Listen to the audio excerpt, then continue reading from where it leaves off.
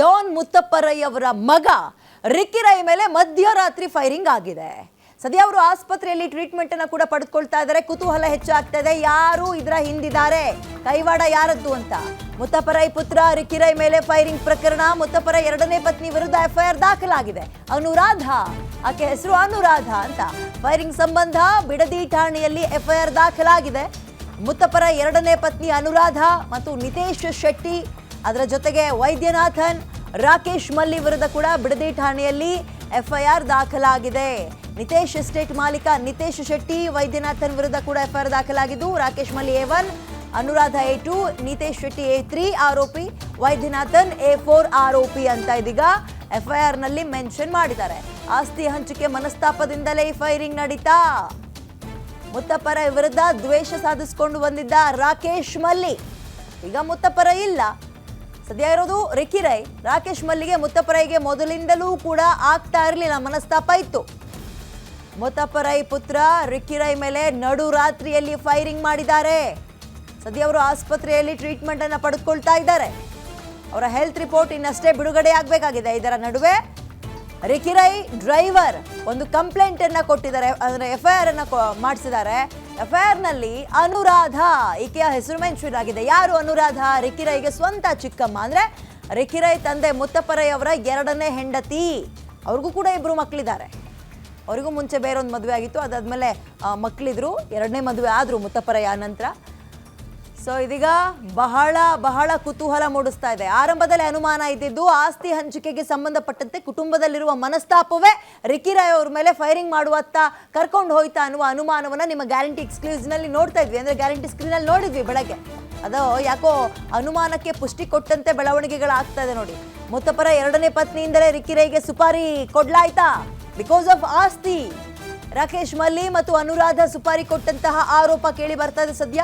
ಮುತ್ತಪ್ಪರೈ ಅವರ ಕಟ್ಟ ದುಶ್ಮನ್ ಈ ರಾಕೇಶ್ ಮಲ್ಲಿ ಹೆಂಗಾದ? 100 ಕೋಟಿ ಆಸ್ತಿ ವಿಚಾರದಲ್ಲಿ ಅಟ್ಯಾಕ್ ನಡೀತಾ? ಪ್ರಶ್ನೆಗಳಿದೆ. ಮೊದಲ ಪತ್ನಿ ರೇಖಾ ನಿಧನದ ನಂತರ ಅನುರಾಧನ ಮದುವೆ ಆಗ್ತಾರೆ ಮುತ್ತಪ್ಪರೈ. ಅನುರಾಧ ಅವ್ರಿಗೂ ಕೂಡ ಇಬ್ರು ಮಕ್ಕಳಿದ್ರು ಮದುವೆಗಿಂತ ಮುಂಚೆಯೇ, ಅಂದ್ರೆ ಬೇರೊಬ್ರು ಮದುವೆ ಆಗಿದ್ರು. ಅವ್ರಿಗೂ ಎರಡನೇ ಗಂಡ ಮುತ್ತಪ್ಪರೈ, ಅನುರಾಧಗೂ ಎರಡನೇ ಹೆಂಡತಿ. ಈ ರೀತಿಯಾಗಿ ಮುತ್ತಪ್ಪರೈ ಎರಡನೇ ಪತ್ನಿಯಿಂದಲೇ ರಿಕ್ಕಿ ರೈಗೆ ಸುಪಾರಿ ಕೊಡ್ಲಾಯ್ತಾ? ಅನುಮಾನಗಳು ದಟ್ಟವಾಗಿ ಕಾಡ್ತಾ ಇದೆ. ಕಾರಣ ಏನಪ್ಪ ಹಂಗಾದ್ರೆ ಅಂದ್ರೆ ಆಸ್ತಿ ವಿವಾದ ಅಂತ ಕೇಳಿ ಬರ್ತಾ ಇದೆ.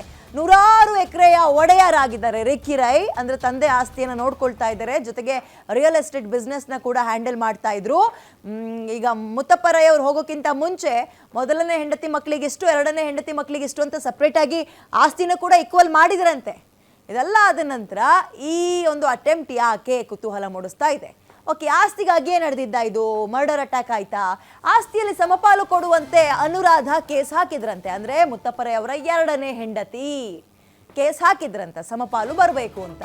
ಕೋರ್ಟ್ನಿಂದ ಆಸ್ತಿಯಲ್ಲಿ ಭಾಗ ಕೊಡಬೇಕು ಅಂತ ಆದೇಶ ಕೂಡ ಆಗಿತ್ತು. ಬಟ್ ನೆನಪಿರ್ಲಿ, ಅನುರಾಧ ಎರಡನೇ ಹೆಂಡತಿ ಮತ್ತು ಅನುರಾಧ ಅವರ ಮಕ್ಕಳು ಕೂಡ ಮುತ್ತಪ್ಪರೈ ಮಕ್ಕಳಲ್ಲ. ಅನುರಾಧ ಅವ್ರಿಗೆ ಮುಂಚೆಯೇ ಒಂದು ಮದುವೆ ಆಗಿತ್ತು.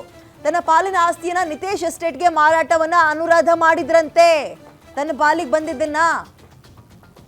ಈ ಆಸ್ತಿಗಳ ಮೇಲೆ ರಿಕ್ಕಿ ರೈ ಕೋರ್ಟ್ನಲ್ಲಿ ದಾವೆ ಹಾಕಿದ್ರು, ಇದು ನಮಗೇ ಸೇರಬೇಕು ಅಂತ. ಯಾರು? ರಿಕ್ಕಿ ರೈ, ಮುತ್ತಪ್ಪರೈ ಅವರ ಮೊದಲನೇ ಹೆಂಡತಿಯ ಮಗ, ಅಂದ್ರೆ ಮುತ್ತಪ್ಪರೈ ಅವರ ಮಗ. ಇದೇ ವಿಚಾರವಾಗಿ ಮರ್ಡರ್ ಅಟ್ಯಾಕ್ ನಡೀತಾ. ಆಸ್ತಿ ಕಿರಿಕಿನಿಂದಲೇ ಜೀವ ಹೋಗುವ ಹಂತಕ್ಕೆ, ಜೀವ ತೆಗೆಯುವ ಹಂತಕ್ಕೆ ಈ ಪ್ರಕರಣ ಬಂದು ನಿಂತಿದ್ಯಾ? ಸದ್ಯ ರಿಕ್ಕಿ ರೈ ಟ್ರೀಟ್ಮೆಂಟ್ ಅನ್ನ ಪಡೆದುಕೊಳ್ತಾ ಇದ್ದಾರೆ.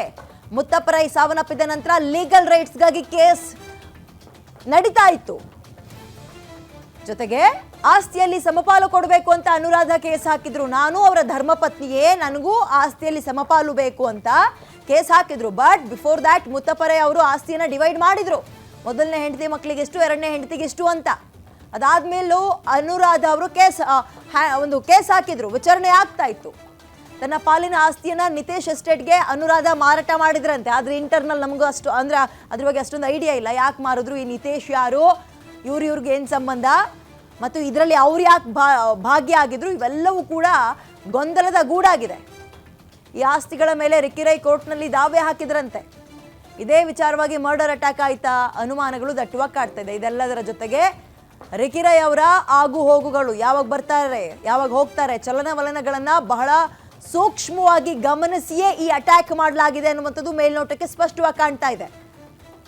ಹಾಗಾದ್ರೆ ಜೊತೆಲಿದ್ದಂಥವ್ರೆ ಗುನ್ನ ಇಟ್ರಾ, ಜೊತೆಲಿದ್ದಂಥವ್ರೆ ಮಾಹಿತಿನ ಲೀಕ್ ಮಾಡಿದ್ರಾ? ಪ್ರಶ್ನೆ ದಟ್ಟವಾಗೆ ಕಾಡುತ್ತೆ. ಹಗಲೊತ್ತಲ್ಲಿ ಓಡಾಡ್ತಾ ಇದ್ರು, ದಿನಂಪ್ರತಿ ನೋಡ್ತಾ ಇದ್ರು, ಆವಾಗ ಒಂದು ಅಟೆಂಪ್ಟ್ ಆಗಿದ್ರೆ ಅಂದ್ರೆ ಅದೊಂದು ರೀತಿ. ಬಟ್ ಹಂಗಲ್ಲ, ಮಧ್ಯರಾತ್ರಿ ಮನೆಯಿಂದ ಹೊರಗೆ ಬರೋದನ್ನೇ ಕಾದು ಕುಳಿತು ಮತ್ತು ಯಾವಾಗ ಅವರು ಬುಲೆಟ್ ಪ್ರೂಫ್ ಕಾರನ್ನ ಬಳಸಲ್ವೋ ಅಂತಹ ದಿನ ಅಟ್ಯಾಕ್ ಮಾಡಿದ್ದಾರೆ. ಬಹಳ ಅನುಮಾನಗಳಿಗೆ, ಗೋಜಲುಗಳಿಗೆ ಈ ಪ್ರಕರಣ ಕಾರಣವಾಗ್ತಾ ಇದೆ, ನೋ ಡೌಟ್ ಅದರಲ್ಲಿ. ರಿಕಿರೈಗೆ ಹಿಂದೆಯೂ ಕೂಡ ಈ ರೀತಿಯಾಗಿ ಅಟೆಂಪ್ಟ್ ಮಾಡ್ಬೋದು ಅನ್ನೋ ಅನುಮಾನ ಇತ್ತಂತೆ. ಡ್ರೈವರ್ ಹತ್ರ ಹೇಳ್ಕೊಂಡಿದ್ರಂತೆ. ಆ ಡ್ರೈವರ್ ಬಸವರಾಜ್ FIR ಕಾಪಿಯಲ್ಲಿ ಮೆನ್ಷನ್ ಮಾಡಿದ್ದಾರೆ. 4-5 ವರ್ಷದಿಂದ ಇವ್ರ ಜೊತೆ ಕೆಲಸ ಮಾಡ್ಕೊಂಡಿದ್ದೆ ಅಂಡ್ ರಿಕಿರೈ ಇಂಥದ್ರ ಬಗ್ಗೆ ನನ್ನ ಹತ್ರ ಮಾತಾಡ್ತಾ ಇದ್ರು, ಪ್ರಸ್ತಾಪ ಮಾಡಿದ್ರು, ನನಗೆ ಜೀವ ಬೆದರಿಕೆ ಇದೆ ಅಂತ ಕೂಡ ಹೇಳಿದ್ರು. ಹಾಗಾಗಿ ಆ ಅನುಮಾನದ ಮೇಲೆಗೆ ಮತ್ತೆ ಈ ರಿಕಿರೈ ನನ್ನ ಹತ್ರ ಏನು ವಿಚಾರವನ್ನ ಶೇರ್ ಮಾಡ್ಕೊಂಡಿದ್ದಾರೆ, ಈ ಹಿನ್ನೆಲೆಯಲ್ಲಿ ಹೋಗಿ FIR ಕೊಟ್ಟು ಬಂದಿದ್ದೀನಿ ಅಂತ ಹೇಳಿದ್ದಾರೆ ಅವರು. ಸೊ ಹಾಗಾದ್ರೆ ರಿಕಿರೈ ಅವರ ಚಲನವಲನಗಳನ್ನು ಲೀಕ್ ಮಾಡಿದ್ ಯಾರು? 2 ದಿನದ ಹಿಂದೆ ಅಷ್ಟೇ ಅಬ್ರಾಡ್ನಿಂದ ಇಂಡಿಯಾಗೆ ವಾಪಸ್ ಆಗಿದ್ರು, ಬೆಂಗಳೂರಿಗೆ ವಾಪಸ್ ಆಗಿದ್ರು ರಿಕಿರೈ. ತೋಟದ ಮನೆಯಲ್ಲಿ ರೆಸ್ಟಲ್ಲಿದ್ರು, ಫಾರ್ಮ್ ಹೌಸ್ನಲ್ಲಿ. ಅವರಲ್ಲಿಗೆ ಹೋಗಿದ್ದನ್ನ ಲೀಕ್ ಮಾಡಿದ್ಯಾರು? ಮಧ್ಯರಾತ್ರಿ ಹೊರಗೆ ಬರ್ತಾರೆ ಅಂತ ಲೀಕ್ ಮಾಡಿದ್ಯಾರು? ಮತ್ತು ಹೋಗ್ತಾ ಬರ್ತಾ ಅವರು ಬುಲೆಟ್ ಪ್ರೂಫ್ ಕಾರಲ್ಲೇ ಓಡಾಡ್ತಾ ಇದ್ರಂತೆ ರಿಕಿರೈ.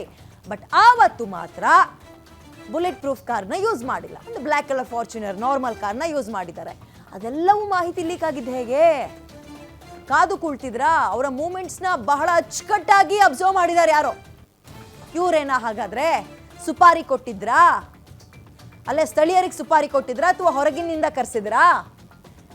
ಯಾವ ಗನ್ನನ್ನ ಯೂಸ್ ಮಾಡಿದ್ದಾರೆ?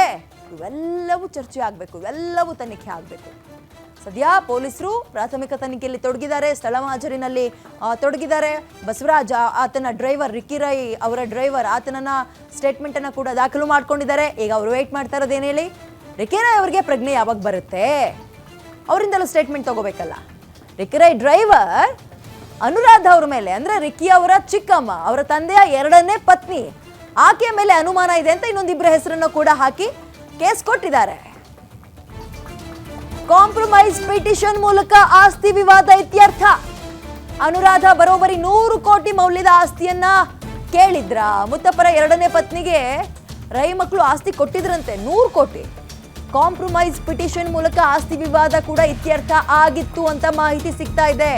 ಬರೋಬ್ಬರಿ 100 ಕೋಟಿ ಮೌಲ್ಯದ ಆಸ್ತಿಯನ್ನ ಕಾಂಪ್ರಮೈಸ್ ಅಲ್ಲಿ ಕೊಟ್ಟಿದ್ದಾರೆ. ಬಟ್ ಆದ್ರೂ ಕೂಡ ಇಲ್ಲ, ನನಗೆ ಇನ್ನೂ ಹೆಚ್ಚಿನ ಪಾಲು ಬೇಕು ಅಂತ ಕೇಳಿದ್ರ ಇವರು.